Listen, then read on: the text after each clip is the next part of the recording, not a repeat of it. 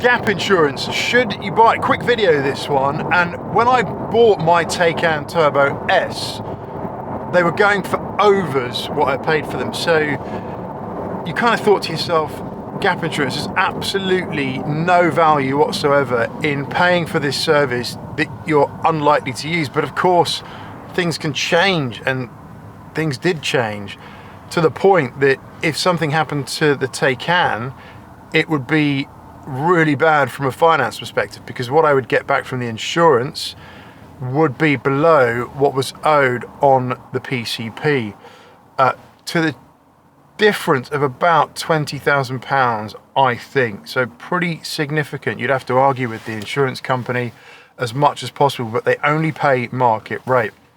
And don't use We Buy Any Car as your market rate for looking at what the insurance company might pay.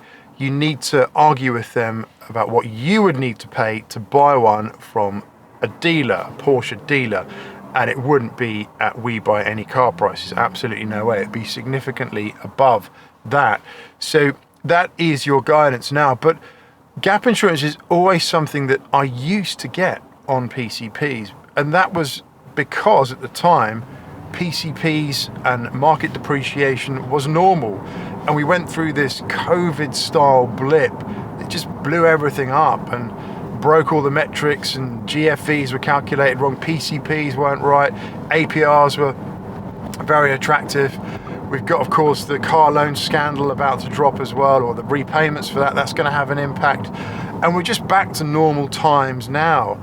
So my advice would be, I would be looking to get gap insurance wherever possible to cover yourself if you're on a PCP.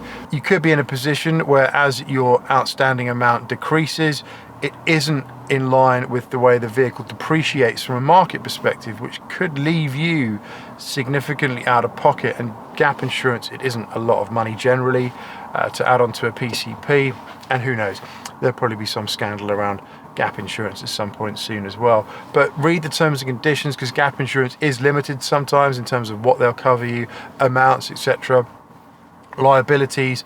So just always, sounds boring, but do check the small print, run it through ChatGPT, easiest way to do it, right? But gap insurance is something that everyone balked at during COVID times, because they thought, yeah, no chance, Porsche going to be selling for overs every day, right? Look at the situation now, right? GT4 RS is back down to pretty much list price. No more overs at the moment anyway, it seems. So gap insurance, definitely consider it. That's it for this one. Stay safe, stay well. See you on the next one, and bye for now.